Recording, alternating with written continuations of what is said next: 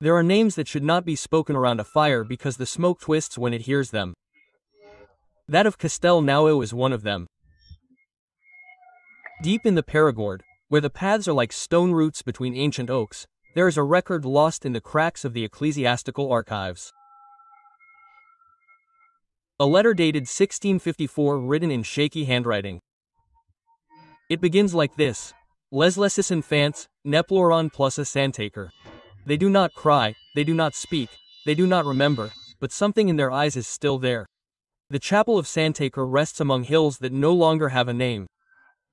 Its slate roof has surrendered to the weight of winter and the bells fell silent more than 3 centuries ago. But there are those who claim that on certain nights a brief, hollow, echoless toll rises from its ruins like a lament. Walking through the ruined nave, the dust stirs only when one breathes. The floor creaks under a forgotten mosaic of symbols that do not appear in any Christian manual. The pews, still damp, retain marks as if they had been scratched from the inside by very small fingers. The walls breathe ancient humidity, and between the cracks of the altar you can still see melted wax with black flecks, as if it had been mixed with human ashes. Behind the tabernacle, an iron trapdoor has been welded. Although no one remembers when or why, the nearby trees never lose their foliage. Even in the middle of winter, they seem to look inward, not up to the sky. The story you are about to learn was not written for human eyes. It was whispered in the ear of a young novice caught between faith and fear. What he saw, what he discovered, was buried under penance and excommunication. But it was not enough. The Castelnau family, ancient nobility of the Lemos, offered their lands and resources to build that religious refuge in 1621. An act of charity, it was said, a gesture of mercy to house orphaned girls after the wars of religion. But the truth is murkier than the wine that stained the chalices of the convent. Between 1621 and 1623, under the direction of Mother Angeline, a woman with a dry face and a voice like old wood, something dark settled in St. Clair. The girls arrived hungry and afraid and found silence, endless vigils, rites that demanded blood, images that wept inwardly. 43 girls entered through its doors, 30 were never seen again. Those who survived never spoke. And yet, this story has not been lost. It still lives between the cracks, between the broken stained glass windows that reflect a color that does not exist in the world. But before we continue, tell me, have you ever felt that a wall was watching you more than you were watching it? Subscribe and tell me what corner of your childhood still watches you in your dreams. They say that the stone remembers more than the man, and that of St. Clair still trembles.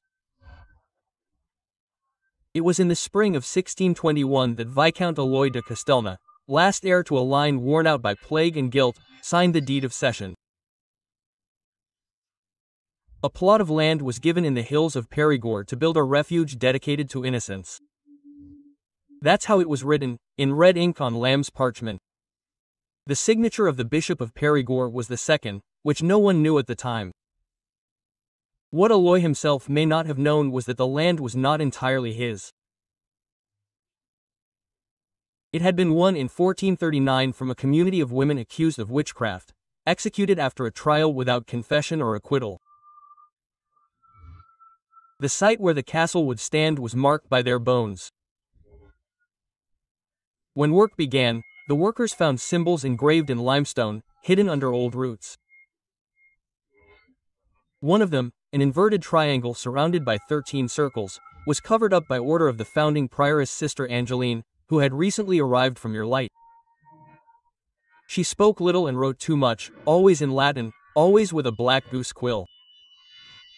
The construction was completed in just 6 months, too quickly. The bell was cast with copper brought from the remains of a chapel bombed during the Huguenot conflicts. And it was she who, with her first toll, caused Canon Bernet's dog to die in convulsions. St. Clair opened its doors at the end of October. Upon their arrival, the girls were shaved, dressed in tunics the same gray as the November sky, and forced to leave all their personal belongings in a box. That box was sealed, and no one saw it again. In the parish archives there is still a letter signed by a certain Clement Sedivrak, sent to the bishop in December of that year. It reads, "The girls pray without words, when they eat they do not move their mouths. Hippo, wake up the night. They do not close their eyes." The bishop did not reply, but he did send, without explanation, a lead crucifix that was to be buried under the main nave. They buried him, but instead of calming the place, it silenced it. From then on, no church chant would sound the same inside Sandtaker. Prayers dissolved into whispers and the walls would echo the words backwards. The winter of 1622 was so long that the wax would freeze on the Syria before it fell to the floor. During that time, the chapel celebrated a strange ceremony called the Vigil of Silence. It is not recorded in any book of official liturgy. It consisted of locking all the girls in the cellar, one by one, for 13 consecutive nights, without food, without voice, without light. Sangeline said that darkness purified inherited sins. On the fourth night of that vigil, Margot disappeared, a girl barely 8 years old, sent from Bordeaux after her home burned down. No one found her body, only her small rosary, abandoned on a page of the Psalter that contained verse 88. "You have separated me from my acquaintances, you have made me an abomination to them." The page was torn, but not burned. The disappearances continued. There were no screams, no footprints, only empty beds, one every 3 nights. The wood beneath them seemed damp, although the entire convent creaked with dryness. The other orphans did not react, only lowered their heads. Some girls began to turn their heads slowly when the name of a missing person was pronounced, as if that name still hung over their shoulders. In the sacristy, where the chalices slept covered in linen, drops of dried blood appeared in the shape of inverted crosses. No one was punished.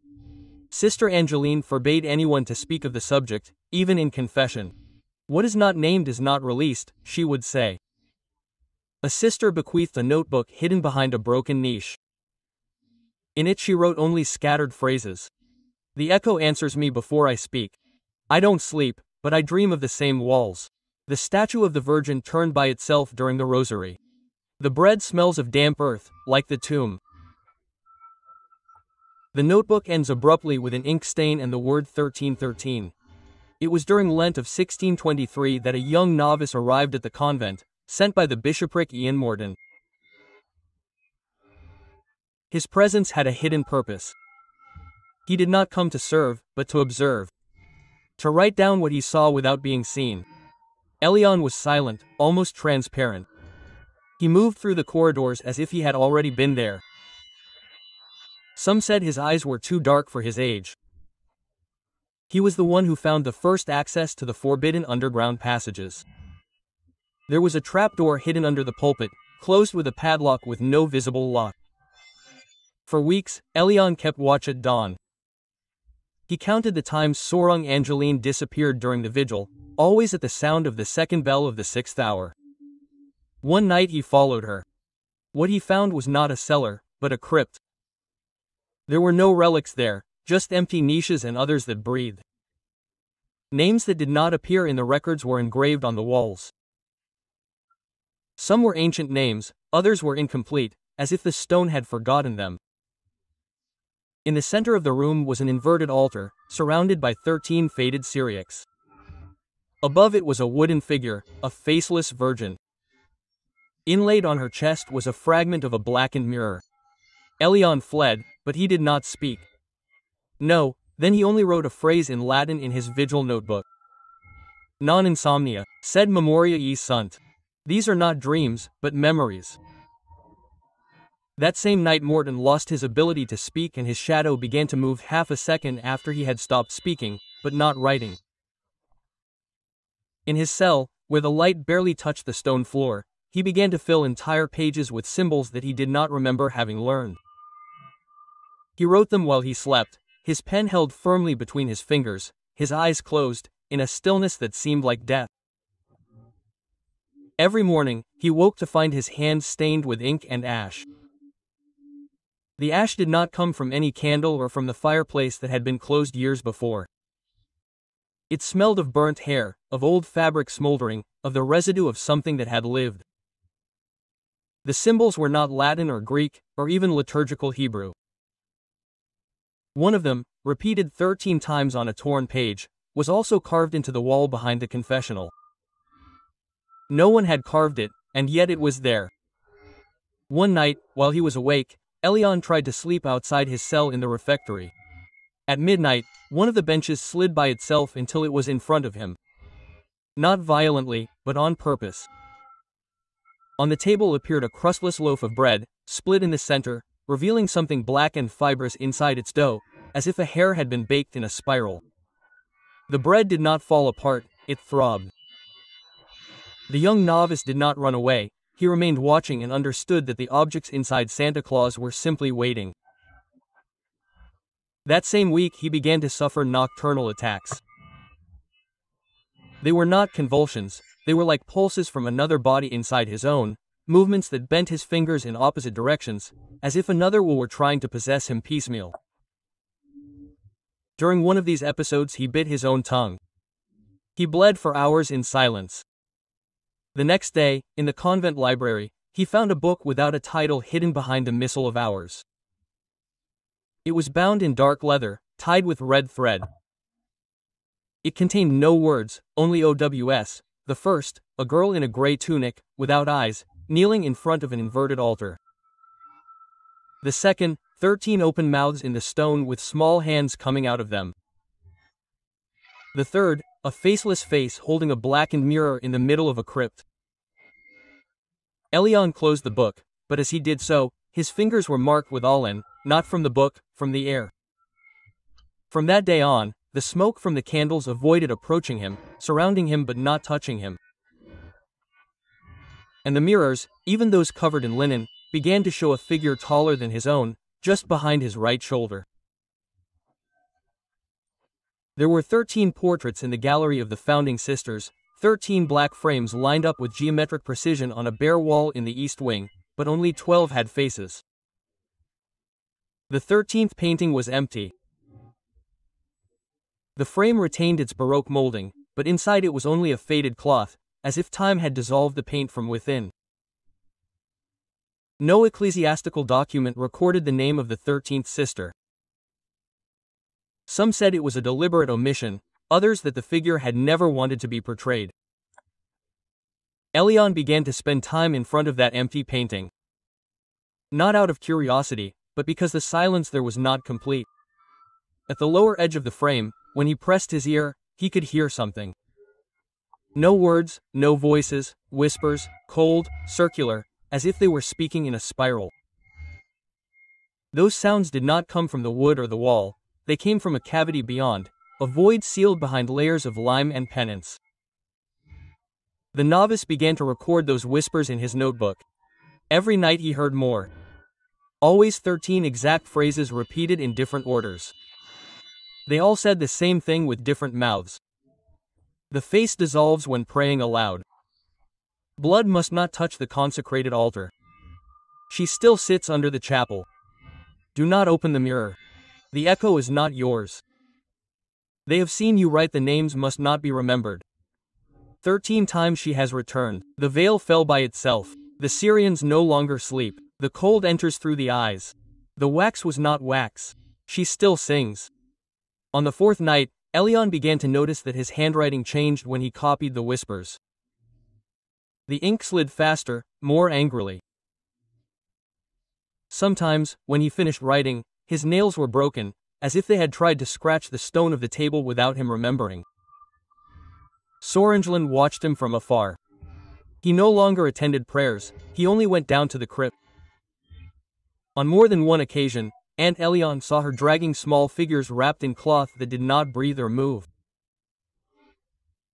The next morning, the beds were made, but the girls who had occupied them were not the same.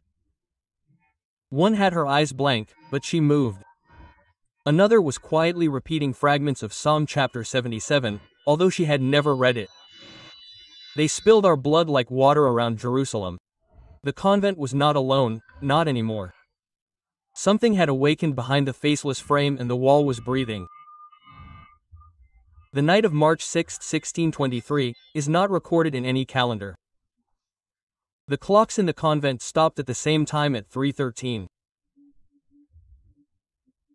That night there was no tolling, no prayer, not even the crows dared to sing the dawn, as if time had been stripped from the place. Elion woke up bathed in sweat. His cell was covered in salt, not spilled, but written. Lines of salt formed spirals that came from his bunk to the door.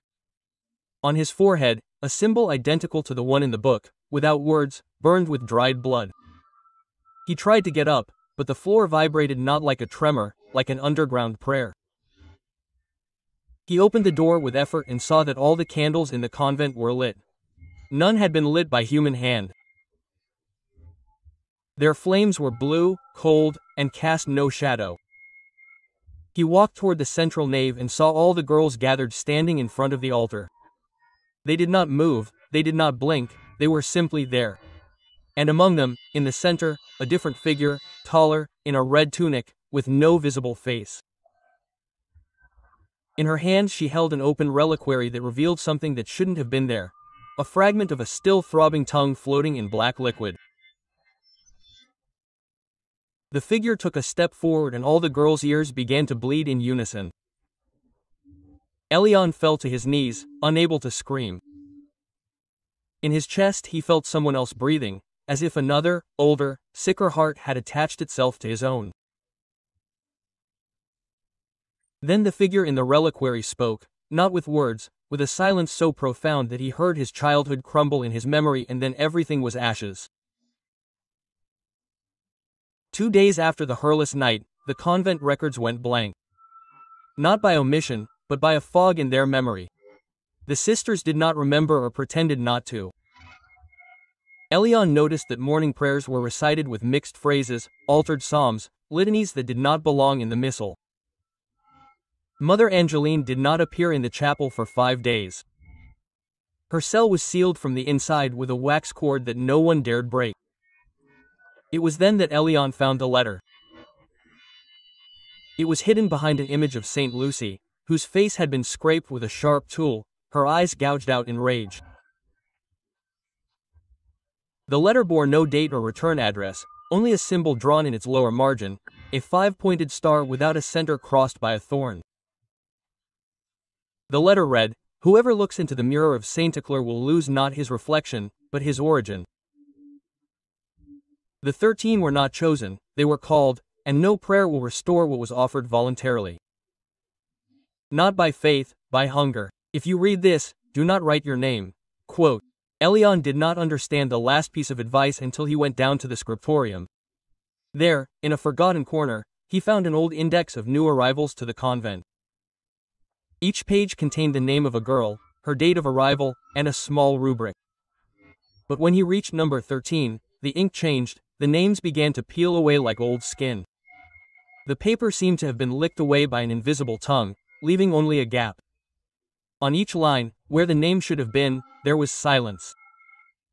She returned to her cell and checked her notebook, her name had disappeared. In the chapel, the number of girls seemed to decrease each week, but no one mentioned it. No one asked. The wooden pews that once creaked with their prayers were now empty but warm, as if they still retained the heat of absent bodies. One morning, Sora Pauline, the oldest of the sisters, was found kneeling in front of the altar, motionless, her hands clasped together and her lips sealed with melted wax. Her eyes were open but covered by a whitish membrane, as if she had been weeping salt for days. She did not die, but she never moved again. She was placed in the last pew like a living statue where she still sits. To this day, the remaining girls avoided passing by her. Some walked through other aisles so as not to brush against her shadow, which did not match her posture. Sora Pauline's shadow always seemed to face east, even when her back was turned. On one of his nightly walks, Elion heard a sound coming from the confessional. It was a dry murmur, like breath scratching on stone. There was no one inside, only a rope with 13 knots hanging from the ceiling. The last knot was undone. From then on, he began to perceive a persistent odor on the walls. Incense mixed with warm blood, an impossible mixture. And at each mass, when the chalice was raised, the girls lowered their heads, not in reverence, but in resignation, as if they knew that this wine no longer came from grapes. In the lower crypt, behind the inverted altar, Elion found a figure wrapped in linen, hidden inside a cavity sealed with black wax. Her name was not written on it, only one word etched into the marble, speculum. The mirror was an oval object with a corroded iron frame, covered with cloths that moved even when there was no wind.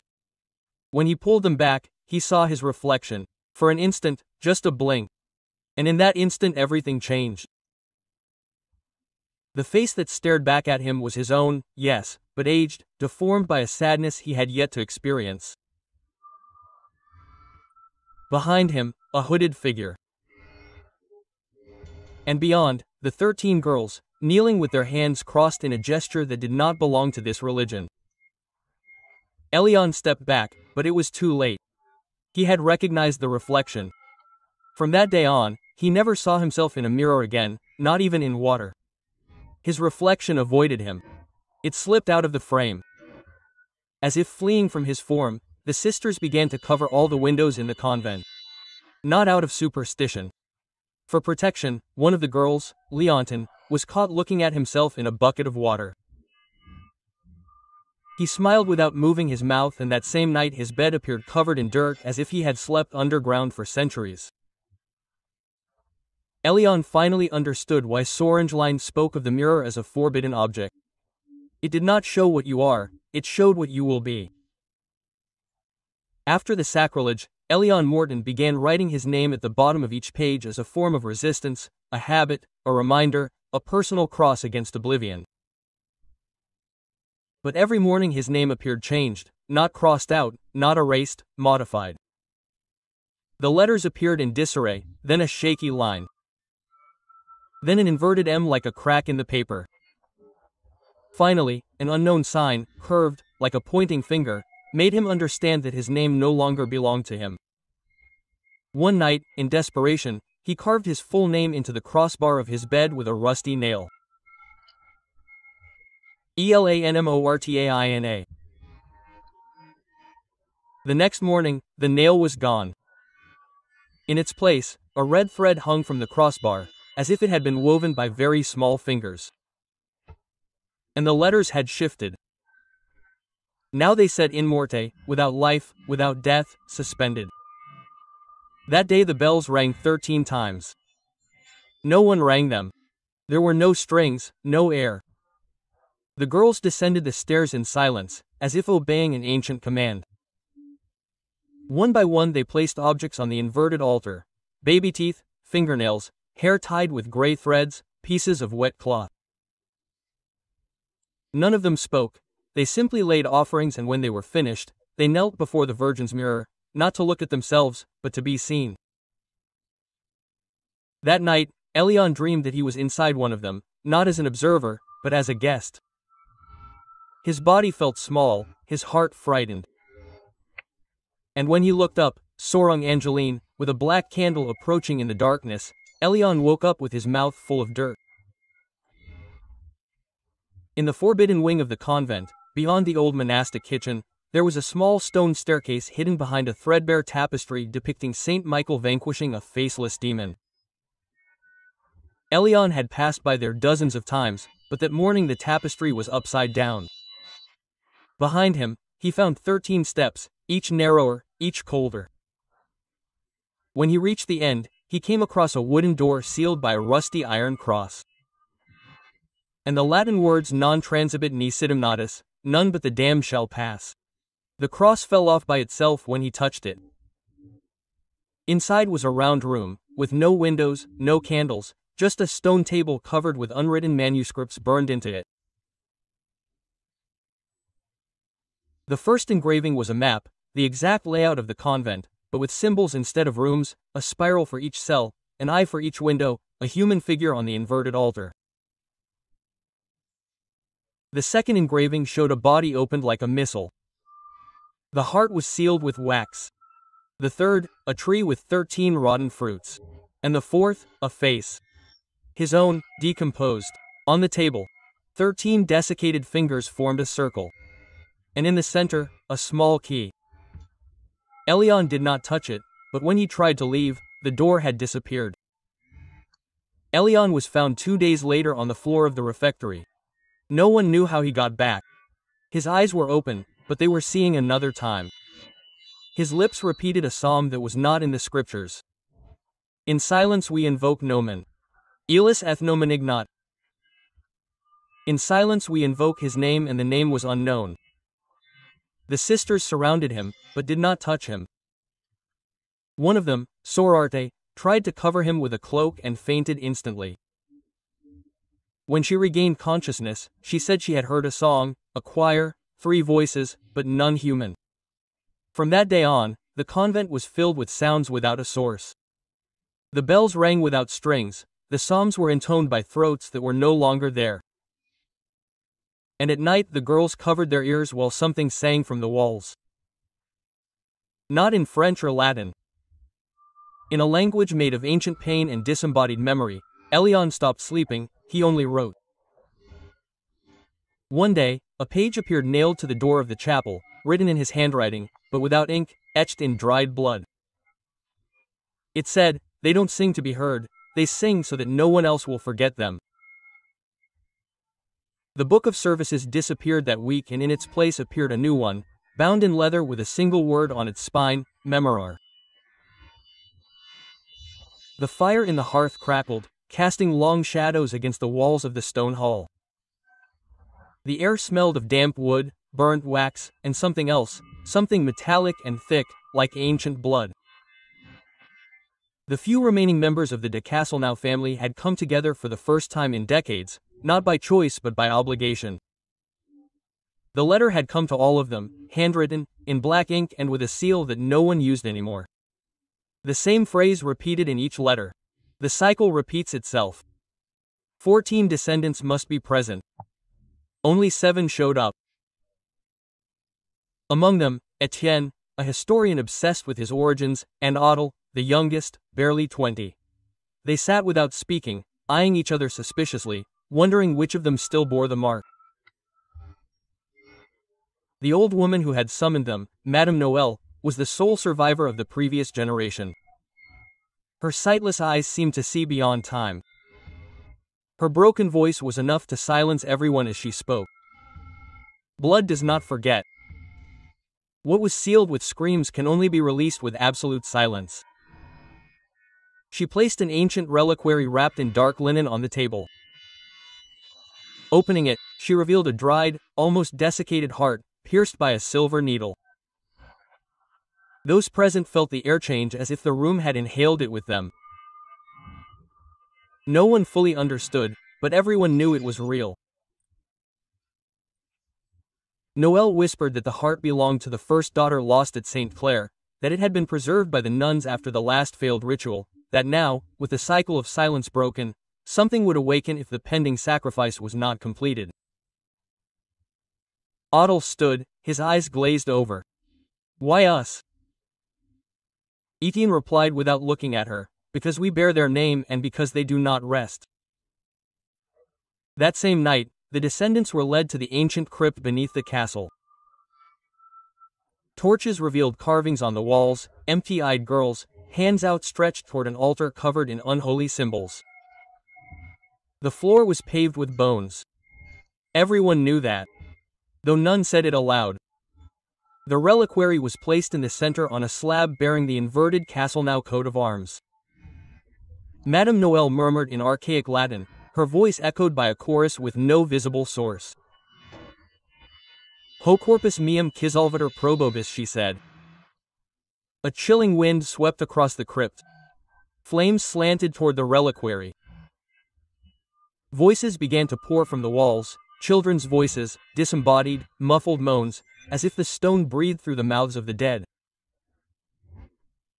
Adele knelt, covering her ears, but the voices were inside her. They spoke to her in words she had never learned, words she remembered. Eti trembled, his skin showing marks as if ancient characters burned beneath his flesh. Noel turned slowly toward him. You carry the root. The crypt vibrated. His heart began to beat ever so slightly, 1, 2, 3 times. His blood awakened and then everything went out. When morning came, only one remained. The villagers found Etienne outside the castle, sitting on the ground, covered in dirt, his clothes soaked in dried mud and ash. His eyes were open, but he could not see, he did not speak, he did not respond to touch or words, he only breathed. He was taken to the hospital in Bergerac. No one could identify the trauma. The tests were normal, but his mind seemed closed. He did not resist. He was just there like a sealed book without a title. The castle. When they tried to return, it was gone, only damp ruins remained as if time had compressed into a single night. No trace of the ritual, no remains of the others. Only one thing appeared on a rock, the reliquary, empty, and a piece of linen with a phrase written in blood. They no longer cry, now they sing. The caretakers said that Etienne would wake up at 3 in the morning every night, walk to the window, and begin to hum an old children's tune, a convent song. No one recognized him, except for an old nun who visited him in secret one day. Hearing the song, she began to cry and before leaving she murmured, "That's my sister's voice." She died in St. Clair in 1622. The tower was real, not a legend, not a myth. Hidden among hills and trees bent by the wind, the Tower of Low rose like the forgotten vertebra of a dead giant. Old maps called it Tour d'Aiders, the Tower of Sorrows. Although its name was removed from all records in 1732 by a papal order demanding that it be sealed for good, no one explained why. For centuries it was believed that the tower served to store rainwater for nearby villages. But when Professor Viant and his team of archaeologists began excavating, they found no channels, no basins, no reservoirs. What they found was a spiral staircase that descended, not ascended, more than 100 feet underground. The walls were covered with symbols carved with fingernails or crude tools. But the most disturbing thing was not the descent, but the change in the pressure. With every meter they descended, the air became wetter, thicker, as if time itself were condensing. When they reached the bottom, they found a circular chamber with a fountain in the center. The water did not move, did not reflect, had no bottom. At first glance it looked like a perfect black mirror. Bion dropped a stone in. There was no sound, but when they turned on the flashlights they were reflected in the water as they should have been, and yet another figure appeared among them. Someone who was not there, a faceless female figure wearing an old-fashioned cap of the kind worn by the nuns of St. Clair. The team fled. Only one returned alive. The young documentary filmmaker René Dupas could not speak, he just wrote over and over again on the walls of his room. The vole silences. She drinks the silences. When the press discovered that there was still a descendant of the de Castelnau family, the entire country turned its attention to a forgotten name, Janum de Castelnau, a reclusive painter who lived in the ruins of the Château de Rocheval, isolated of all human contact. Janum refused to give interviews, but a young historian, Clara Boubet, managed to gain access as an archivist. What she found was not an old man, but a man with empty eyes, as if he had not blinked in years. The castle was filled with canvases, hundreds of them, all unsigned. Each painting showed the same thing. The chapel of St. Clair, the water tower, and always a figure in the shadows. Sometimes a girl, sometimes an old woman, sometimes just eyes. When Clara asked him if he had ever visited the castle, he replied in a distant voice, "No, but she paints my dreams, I only copy them." That night Clara explored the south gallery of the castle alone. There she found a room locked with rusty chains. Inside were more paintings, but in these the figure was not in shadow, he was facing the viewer. Each face looked more like Clara. He fled the castle at dawn. Months later, Janum was found dead. Not of natural causes, he drowned, with water in his lungs, on the driest hill of the castle. And his last words, engraved on the floor in blood read, "The Vun Travo." He wants to be reborn. In 2023, a restoration of the floor of Sarlat Cathedral unearthed the unthinkable. Marble slabs that were not on any original plans. When they lifted one of them, they found what appeared to be a sealed lead box with impossible to identify symbols. The team decided to open it by filming the process. Inside was a rag doll soaked in an oily substance. Next to it, a diary covered in skin that looked human. When they opened it, the words seemed to move and someone different was reading each page, even in a low voice. Their lips synchronized without knowing why. One page in particular contained a prayer that everyone present began to whisper simultaneously, without realizing what they were doing. May you monte parles be, may the pass parles sows, may it ascend through the stones, may it cross through the bones. Those present were hospitalized, 3 died of unexplained infections. 1 committed suicide, leaving a message. Now I can't close my ears. She sings underground. The diary was sealed and sent to the Vatican. The reply arrived in an envelope with no return address. Don't open anything else. It's too late. And you who are listening to this story, you can hear the stone breathing beneath your feet. It was an old woman who found it. In 1943, a woman known as Madame Roubier, a healer and widow, hated by some, secretly respected by others, decided to take refuge in the hills of Old Castelnau after the bombing of Périgueux. Her son had died in the resistance. Her granddaughter was missing and she, now without tears or faith, sought only silence. One night, while gathering firewood near the moss-covered foundations of the old Sacla chapel, her foot stumbled upon something metallic beneath the loose earth. She dug it out with her hands. It was a small wrought iron box, rusted but intact. Inside was a blackened rosary, but it was no ordinary rosary. The beads were made of children's teeth. The small crosses bore inscriptions in ecclesiastical Latin, but in reverse, as if they were mirrored prayers. And as she touched the last bead, Madame Roubier fell to her knees, trembling, not with fear, but with recognition. Her granddaughter's name was engraved, tiny. On the final cross she had disappeared into Paris, her name on a rosary buried in a forgotten hill. Madame Roubier could not answer, but from that day on she began to speak to herself or to something. She lit candles at midnight. She sowed salt in a spiral around her cabin. No one dared to approach until one night in January they saw her for the last time. She was walking barefoot, covered in a white veil towards the ruins of Saint Clair, with the rosary hanging from her bony fingers. She went praying and the wolves followed her without attacking her. In 1977, a group of ethnomusicology students from the Sorbonne traveled to the Périgord to document forgotten rural songs. One of their interviews was with a shepherd named July, 91 years old, who lived in isolation in the woods near Castelnau. Jules taught them a melody that he claimed should only be sung when crooked angels came for newborns. It was a wordless chant, almost a whisper, and they recorded his trembling voice, drawing out notes in a rhythm that didn't sound human. When they played the recording back in Paris, some noticed a strange interference in the audio, a second murmur, as if a child's voice were singing along, only higher pitched, more broken.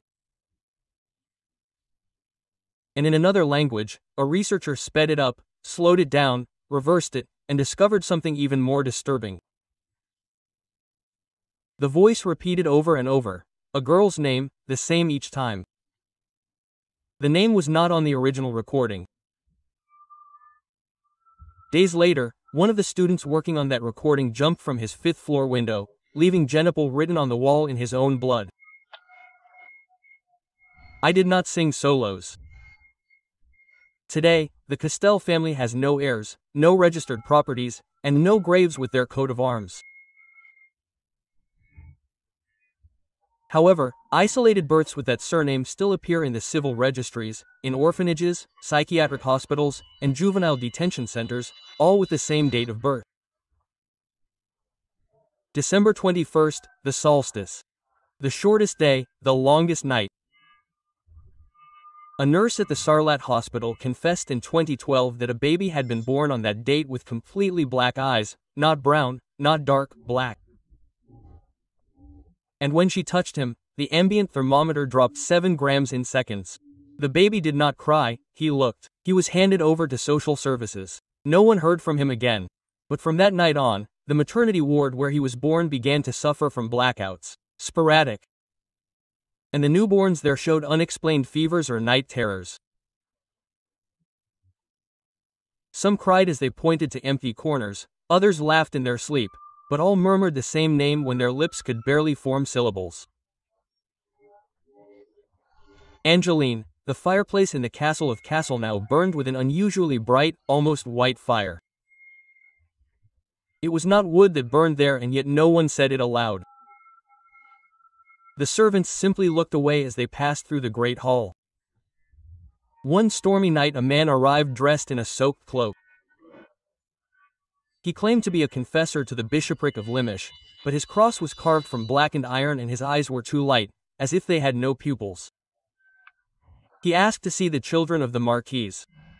The dreams are opening. He said, we must close them before the corridors unfold.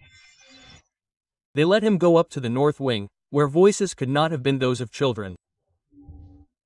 He went in alone, praying in a language that was not Latin, and the door closed behind him as if it had been vacuumed. For 3 days he was not seen again. On the 4th night he went down to the dining room, gaunt but smiling. He said, they no longer dream, now they only wait. No one understood what it meant. But the children no longer cried, they simply stared at the fireplace, as if they recognized what was burning inside. The confessor demanded to stay. He wanted to sleep by the fireplace, claiming that the heat spoke to him in psalms that books had never taught. One night, a servant found him kneeling in front of the fire, whispering secrets to her. The fire crackled back as if they were forming an ancient conversation. The Marchioness, for the first time in years, was frightened. She asked for help from the monastery of Saint Saturn. The monks arrived at dawn, but when they entered the room there was no fire or confessor, only black ash spread out like open wings on the floor.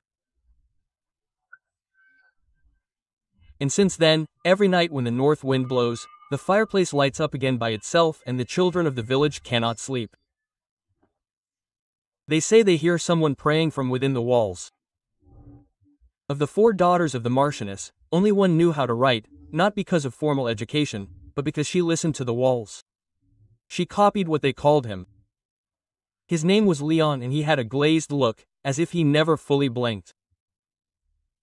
They found his notebook hidden under the chapel's minor altar. It didn't contain normal letters, they were symbols, misshapen drawings, as if a child were trying to imitate arcane writing. Some looked like screaming faces, others like lidless eyes, and one word repeated on each page, Ils approchen. They are approaching.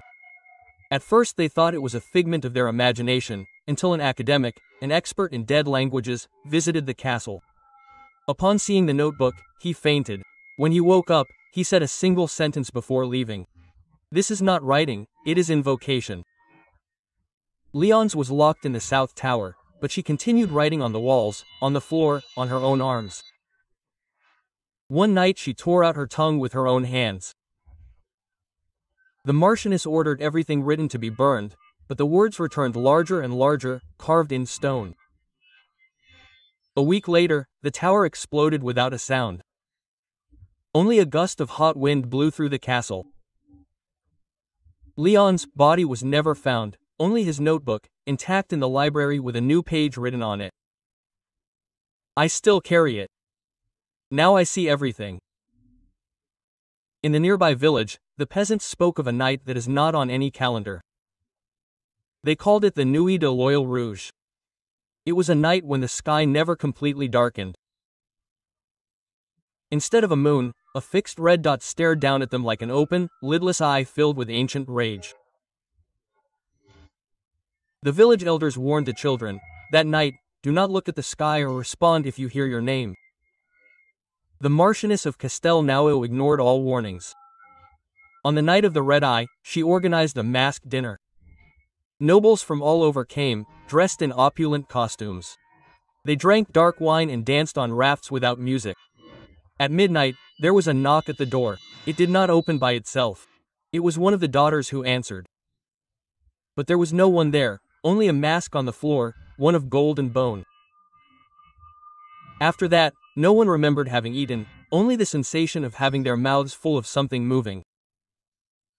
One by one, the guests began to speak in languages that even they did not know.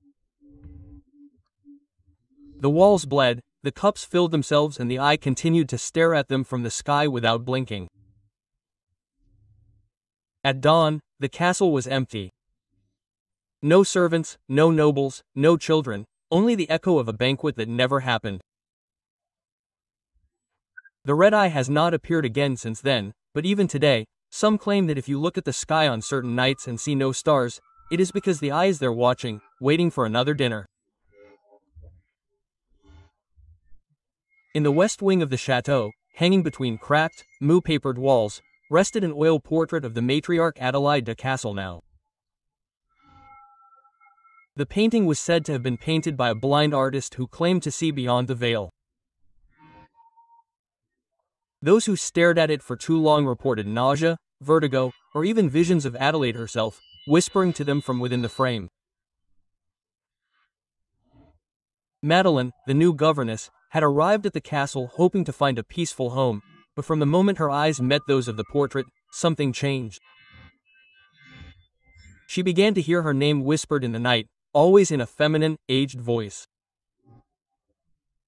For the first few weeks she believed it was her imagination until one morning she woke with her fingers stained with black paint and her mouth dry as if she had been screaming.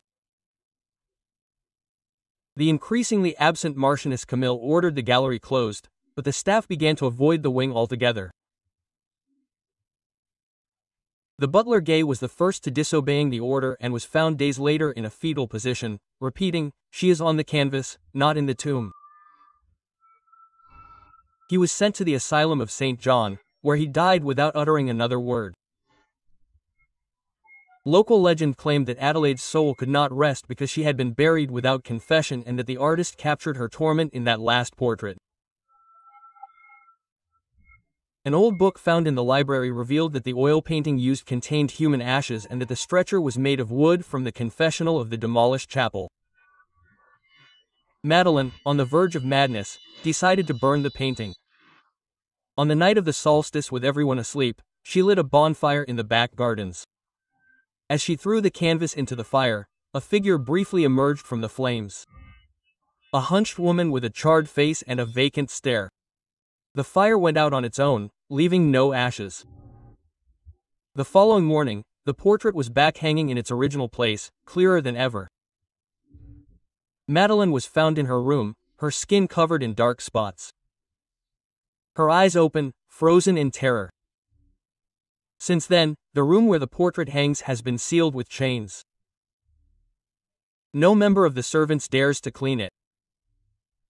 And Castelnau's descendants have ordered that she never be mentioned by name. But some visitors claim to have heard a female voice singing a lullaby when they pass near the west wing, and those who dare to look at the painting still today assure that Adelaide's eyes are no longer fixed forward, but follow you as you walk away. Behind the castle, hidden behind high stone walls and wild rose bushes, stretched the Garden of Silence. Unlike the rest of the property that exuded decadence, this corner seemed suspended in time. The flowers never died, the grass was always green, and the statues covered in moss kept an eerie perfection. Camille, the current Marchioness, visited it every dawn. She did not speak to anyone during those hours. There she would sit in front of one statue in particular, a female figure with a face carved into an expression of anguish. It was said to represent Clemens de Castelnau, a young woman who disappeared in the 17th century. According to diaries found by the curate, Clemens had been condemned by the family to live in silence for disobeying an ancient rule of the lineage. She was never to fall in love with anyone outside the Castelnau name. Clemens had heard of a wandering poet, but she was betrayed and handed over by her own cousin. Legend had it that the marquise of that time had her locked alive beneath the earth of the garden in a small mausoleum without a tombstone. From then on, each generation of Castelnau women had to guard this place and never utter a word while they were there. Camille, increasingly consumed by sadness and guilt, began to hear Clemens' voice in her dreams. It was sweet, melodious, but each time she awoke she found her shoes covered in mud as if she had walked through the garden during the night without remembering it. One dawn, the governess Madeleine, still alive in that moment, he followed her discreetly. He watched Camille talking to the statue as if he were responding to a living person. Then the Marchioness placed a black rose at the feet of the figure. She murmured something and the earth shook slightly. From that day on, black flowers began to sprout all over the garden. The weather did not affect them and the birds that used to sing from the trees stopped appearing. Gay, the butler, stopped one night at the place where the earth shook. He found human bones wrapped in an old lace fabric. Before he could show them to anyone, he disappeared. The next day, the statue had a new detail, a black rose carved between its fingers. Camille was found asleep on the bench in front of Clemens, murmuring over and over again, "I am not alone. She sings for me." Since then, the Garden of Silence has been closed to the public. The black flowers still grow and the descendants have put up a warning sign. Ichi, one cute, maison parle pause.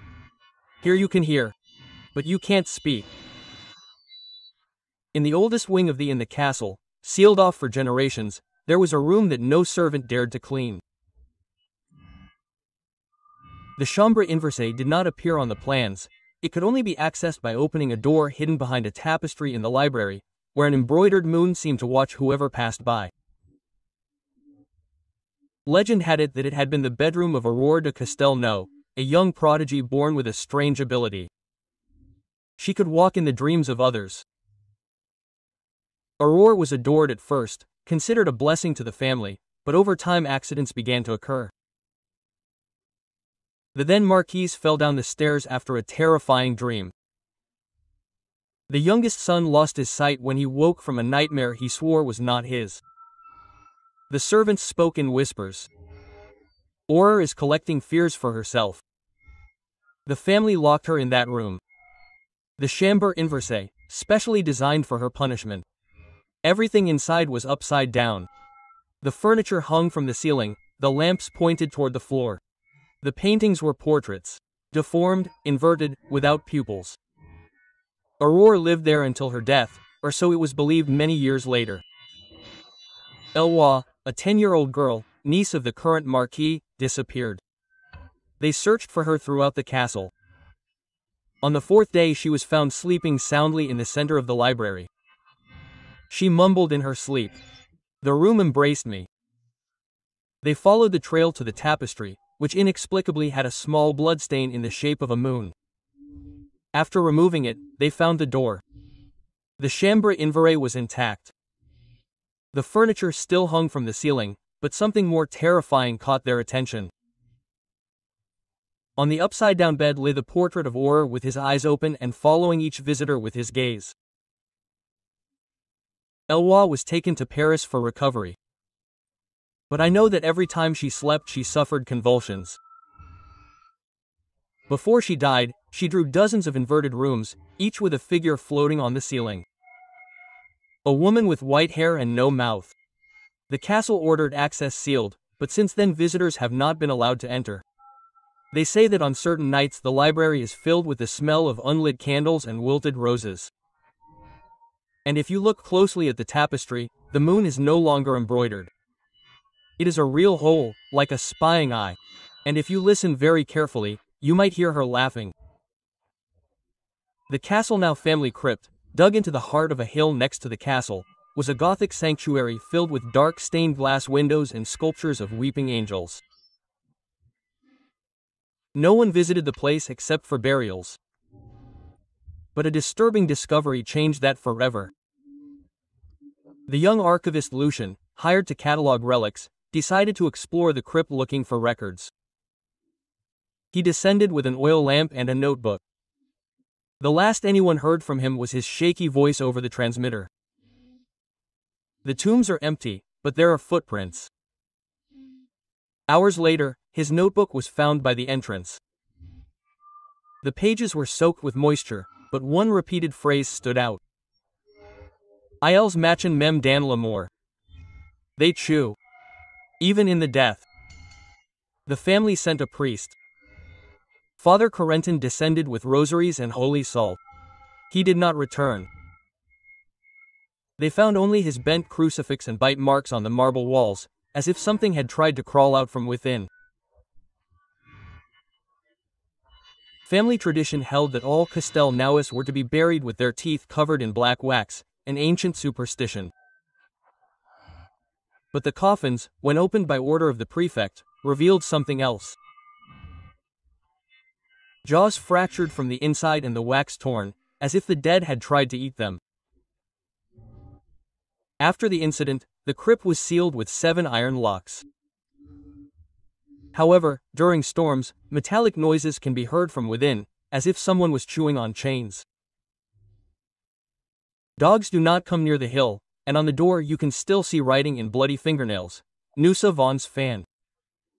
We are hungry. When Adrian de Castelnau, the last heir, returned to the castle after 20 years of self-imposed exile, he brought with him an air of defeat. The bloodline had been reduced to ashes. Most of his relatives were dead, missing, or insane. The castle, though imposing, breathed loneliness. Adrian came with a single intention, to put an end to the curse.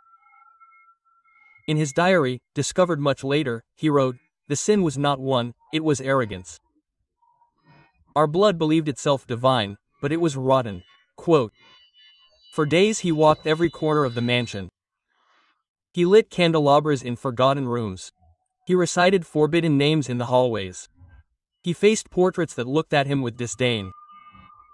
In the library he found a letter, the confession of his great-great-grandfather, who had offered a child as a sacrifice in exchange for eternal fortune. That was the beginning. The first crack. Adrian decided to break the cycle. He went to the crypt with a bowl of his own blood, not as an offering, but as a sentence. There, beneath the cracked frescoes, he began to recite an ancient spell written in red letters on the back of the family will. The castle trembled. From the walls, a dark, thick liquid gushed forth, as if the foundations themselves were bleeding. The portraits wept, the doors slammed shut on their own, and then there was silence. When the police arrived days later, they found Adrian sitting in the library with a serene smile, dead. In his hand he held a note. The blood is gone. The name too. Let only oblivion remain. And so it was. No one else claimed the castle. The trees grew wild. The fog never lifted. And those who pass through the valley avoid looking up at the hill because they know that even though the name is gone, something there still breathes.